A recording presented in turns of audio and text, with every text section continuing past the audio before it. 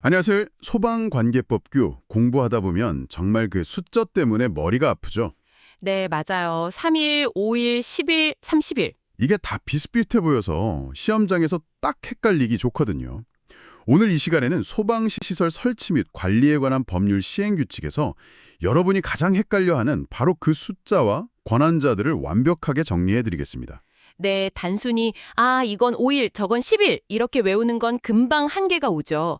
오늘 저희는 각 숫자가 왜 그렇게 정해졌는지 그 배경이랑 맥락을 좀 파헤쳐서 여러분 머릿속에 확실히 각인시켜 드릴 겁니다. 좋습니다.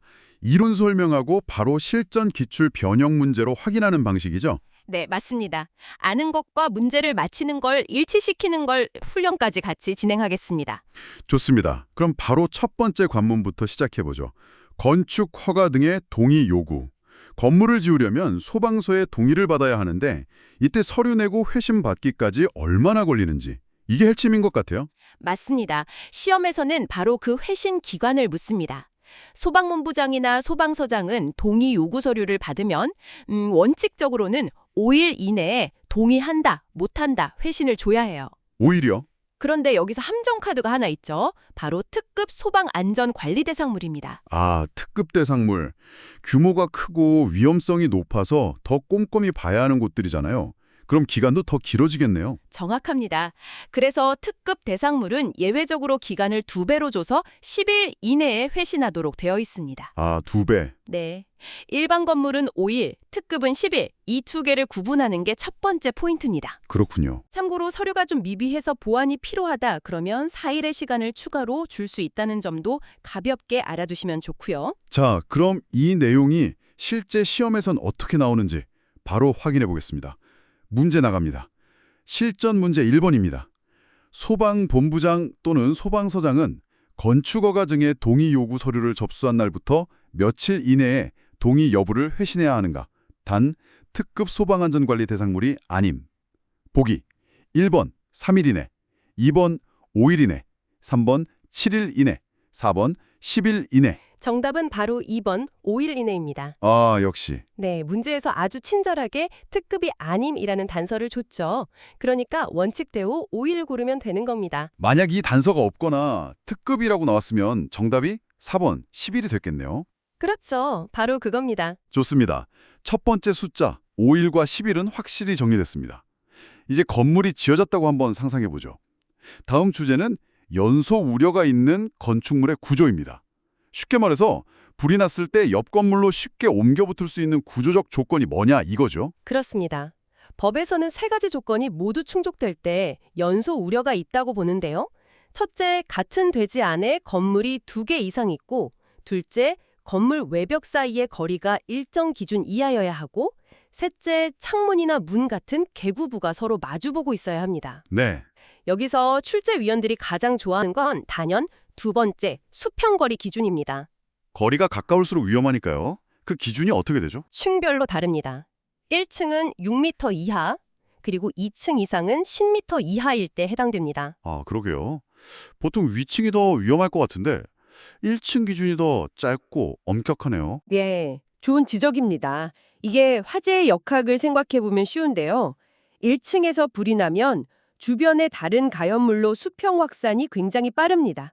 하지만 고층에서 난 불은 주로 수직으로 상승하는 경향이 강하죠. 불길이 위로 솟으니까. 그렇죠. 그래서 1층 간의 이격거리를 더 엄격하게 규제해서 초기 수평 확산을 막으려는 겁니다. 이유를 아니까 숫자가 그냥 보이지 않네요. 1층 6m, 2층 이상 10m. 네, 그 차이를 이해하면 그냥 외우는 것보다 훨씬 기억에 오래 남습니다. 그럼 문제로 확인해 보겠습니다. 실전 문제 2번입니다. 연소 우려가 있는 건축물의 구조 기준에서 각각의 건축물이 다른 건축물의 외벽으로부터 수평거리가 몇 미터 이하일 때 해당되는가? 1번 1층 3m 이하, 2층 이상 5m 이하. 2번 1층 5m 이하, 2층 이상 10m 이하. 3번 1층 6m 이하, 2층 이상 10m 이하. 4번 1층 10m 이하, 2층 이상 20m 이하. 정답은 명확하게 3번입니다. 네, 1층 6m, 2층 이상 10m. 네, 방금 설명해드린 이유와 함께 이 숫자는 반드시 숙지하셔야 합니다. 자, 이렇게 건물이 안전하게 지어졌습니다. 그럼 끝이 아니죠. 이제부터는 꾸준한 관리가 필요한데요.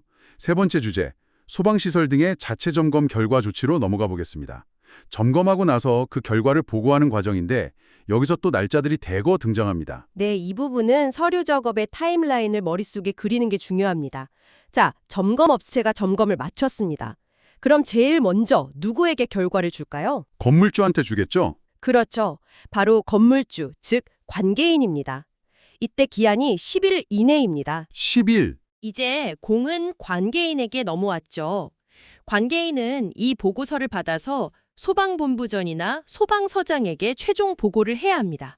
아, 이때 기한은 또 다른가요? 네, 이때 주어지는 기한이 15일 이내입니다. 아, 그러니까 업체가 관계인에게 주는 게 10일, 관계인이 소방서에 내는 게 15일, 단계별로 기한이 다르군요. 맞습니다.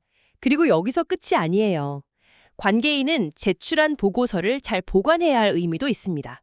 바로 2년간 자체 보관해야 하죠. 2년. 네. 정리하면 10일, 15일, 2년. 이 세 숫자가 한 세트입니다. 그럼 문제에서는 이 타임라인 중 어느 한 부분을 딱 집어서 묻겠네요.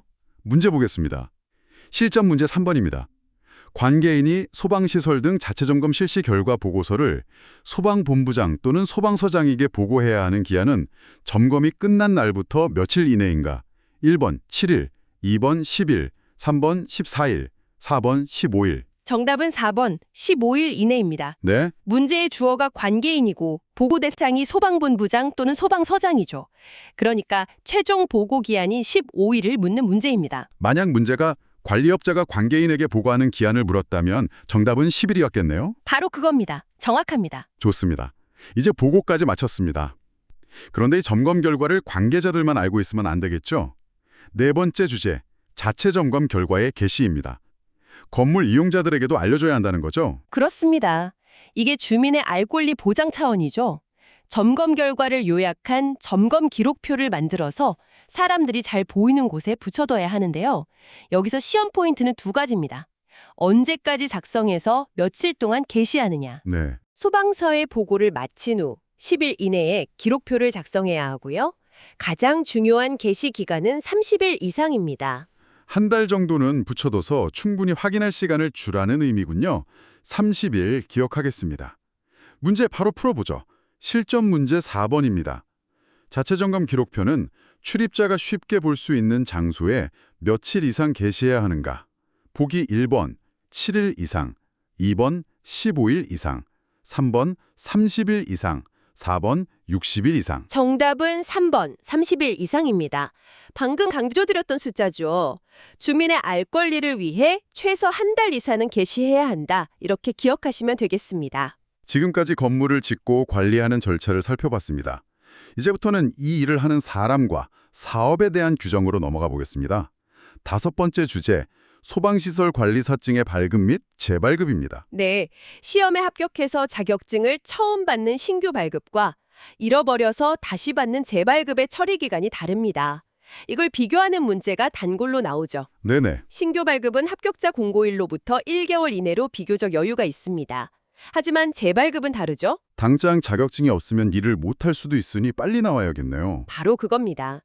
그래서 재발급은 신청서를 낸 날로부터 3일 이내로 아주 신속하게 처리됩니다. 3일. 네, 여기서 오답 보기로 즉시가 잘 나오는데 즉시는 아니고요. 3일이라는 명확한 처리 기간이 있다는 점을 주의해야 합니다. 신규는 1개월, 재발급은 3일. 네, 이 세트를 기억하세요. 그럼 문제는 아마 더 빠른 재발급 기한을 묻겠죠. 확인해 보겠습니다.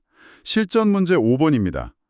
소방시설 관리사증 재발급 신청 시 처리 기간, 즉 재발급 기한으로 옳은 것은 1번 즉시, 2번 3일 이내, 3번 5일 이내, 4번 7일 이내. 정답은 2번, 3일 이내입니다. 앞서 설명했듯이 업무 공백을 최소화하기 위한 신속 처리 규정이죠.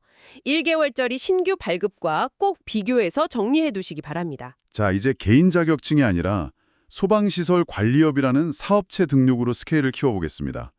여섯 번째 주제, 소방시설 관리업의 등록 신청입니다. 이런 사업을 하려면 누구한테 가서 허락을 받아야 할까요? 이 권한자를 묻는 문제네요. 네, 법규 시험에서 권한자를 묻는 건 정말 기본 중의 기본입니다. 소방청장, 소방본부장, 소방서장, 시도지사 이 넷을 헷갈리게 섞어놓죠. 네, 소방시설 관리업 등록 권한은 소방 조직의 수장이 아니라 광역자치단체회장인 시도지사에게 있습니다. 그건 좀 의외네요. 소방 관련 업무니까 당연히 소방본부장이나 소방사장일 거라고 생각하기 쉬운데요. 왜 시도지사인가요? 좋은 질문입니다. 이게 소방 업무의 지휘 체계와 관련이 있는데요. 우리나라 소방이 국가직으로 전환됐지만 여전히 예산이나 행정의 상당 부분이 시도 단위로 운영됩니다. 그렇군요. 네, 특히 이런 인허가, 즉 등록 업무는 지역 경제나 행정과 밀접한 관련이 있어서 시도지사에게 그 권한을 부여한 겁니다. 관리업 등록은 시도지사. 네, 이건 공식처럼 외워두셔야 합니다. 명쾌한 설명 감사합니다. 그럼 문제도 쉽게 풀리겠네요. 실전 문제 6번입니다. 소방시설 관리업을 등록하려는 자는 누구에게 등록 신청서를 제출해야 하는가?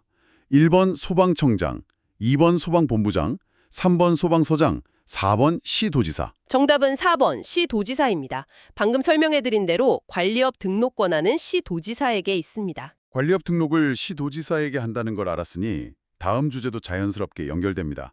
7번째 주제, 소방시설 관리업 등록증의 재교 보호입니다. 사업자 등록증을 잃어버렸을 때 이야기죠. 네, 이것도 앞서 본 관리사층 재발급과 평행이론처럼 생각하면 아주 쉽습니다. 그래요? 신청기관은 누구일까요? 당연히 처음 등록해줬던 시도지사겠죠. 그렇죠. 그럼 처리기간은 며칠일까요? 이것도 개인 자격증 재발급과 똑같이 3일 이내입니다. 그렇군요. 관리사 자격증 재발급도 3일, 관리업 등록증 재교부도 4일.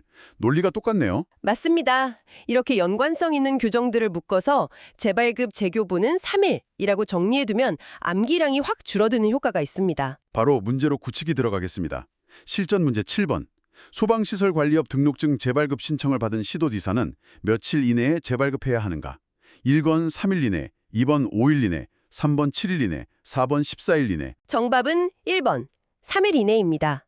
개인 자격증이든 사업자 등록증이든 잃어버렸을 때 다시 받는 건 3일. 이렇게 기억하시면 절대 헷갈릴 일이 없습니다. 이제 사업을 운영하다 보면 바뀔 수 있는 것들에 대한 규정입니다. 8번째 주제, 등록사항의 변경 신고. 회사 이름이나 대표자가 바뀔 수 있잖아요. 네, 그럴 땐 신고를 해야죠. 이것도 언제까지, 누구에게가 핵심입니다.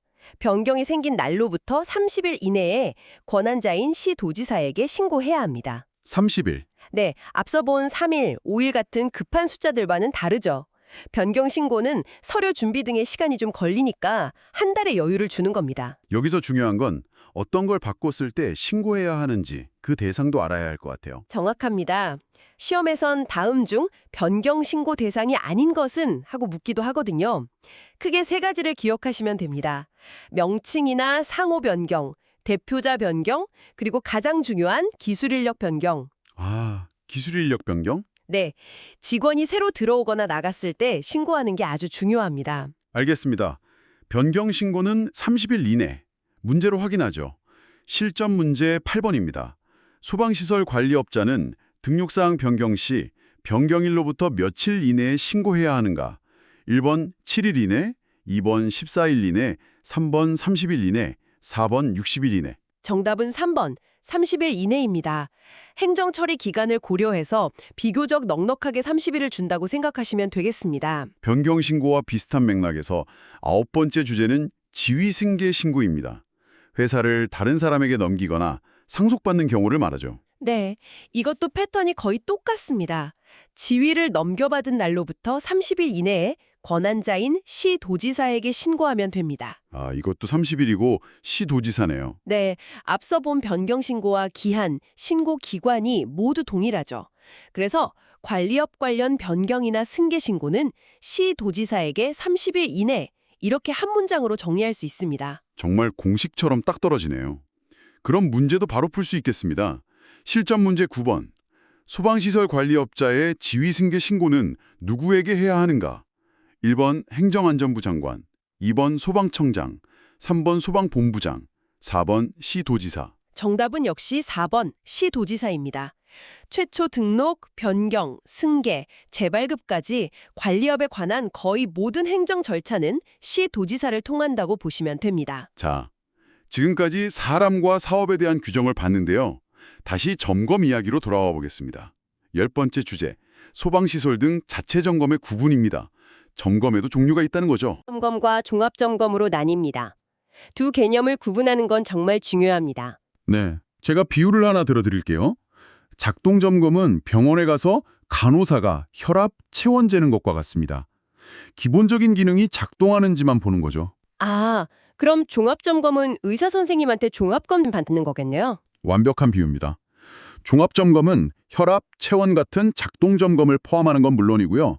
더 나아가 엑스레이, 피 검사까지 하면서 우리 몸의 구조가 의학적 기준에 적합한지까지 보는 겁니다. 아, 즉, 소방시설이 법적 기준인 화재 안전 기준에 맞게 제대로 설치되어 있는지 그 근본적인 부분까지 점검하는 게 종합 점검입니다. 훨씬 포괄적이고 정밀한 개념이죠. 작동은 기능 체크, 종합은 기준 적합성까지 체크. 이해가 확 됩니다. 문제 풀어보겠습니다. 실전 문제 10번. 소방시설 등의 작동 점검을 포함하여 설비별 구조 기준이 법령 기준에 적합한지 여부를 점검하는 것은 1번 외관 점검, 2번 기능 점검, 3번 작동 점검, 4번 종합 점검. 정답은 4번, 종합 점검입니다.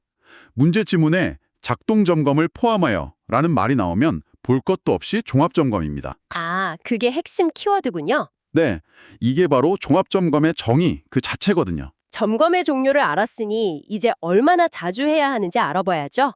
11번째 주제, 자체 점검의 점검 횟수 및 시기입니다. 점검 횟수는 건물의 등급에 따라 달라집니다. 일반적인 건물은 1년에 1회 이상만 하면 되는데요. 하지만 또 나왔네요. 특급 소방안전관리 대상물. 네. 이런 중요 시설은 기준이 당연히 강화되겠죠. 반년에 한 번씩은 해야 할 것 같은데요. 맞습니다. 특급 대상물은 반기에 1회 이상, 즉 1년에 최소 2번 점검해야 합니다. 화재의 위험이 높으니까 더 자주 들여다보라는 거죠. 1번은 연 1회, 특급은 반기 1회. 이것도 중요한 비교 포인트입니다. 특급은 항상 기준이 2배로 강화되는 경향이 있네요.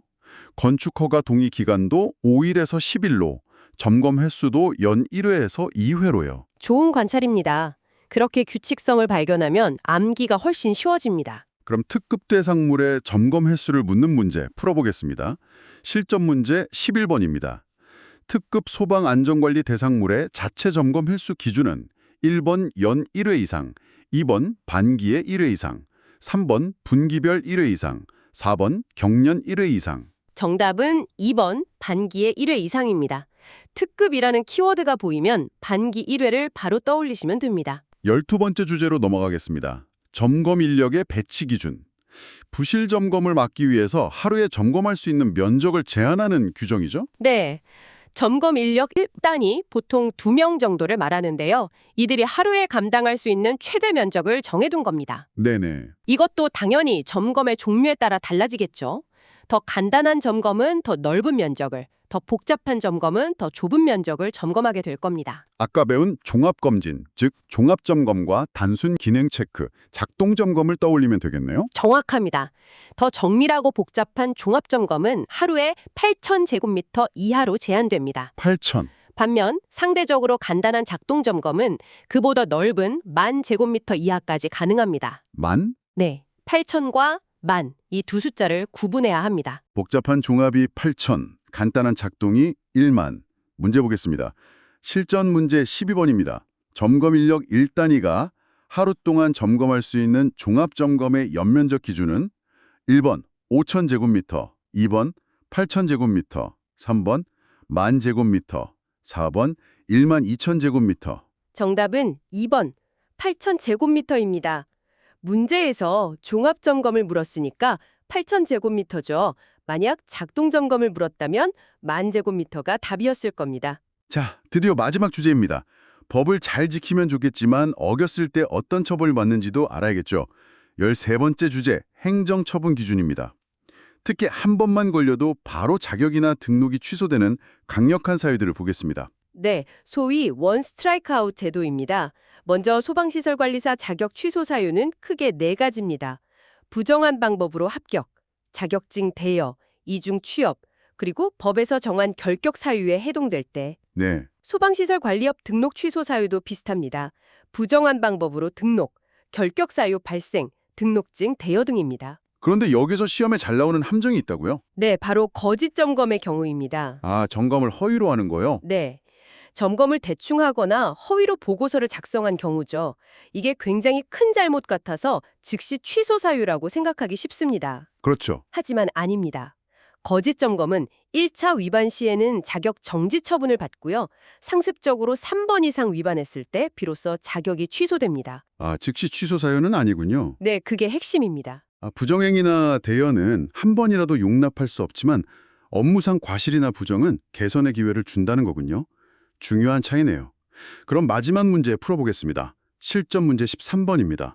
소방시설관리사 자격의 행정처분 기준 중 1차 위반 시 바로 자격이 취소되는 사유가 아닌 것은 1번 부정합격, 2번 자격증 대여, 3번 이중취업, 4번 자체점검 미실시. 정답은 4번입니다. 네, 점검을 안 하거나 거짓으로 하는 행위는 1차 위반 시에는 자격정지 처분을 받습니다.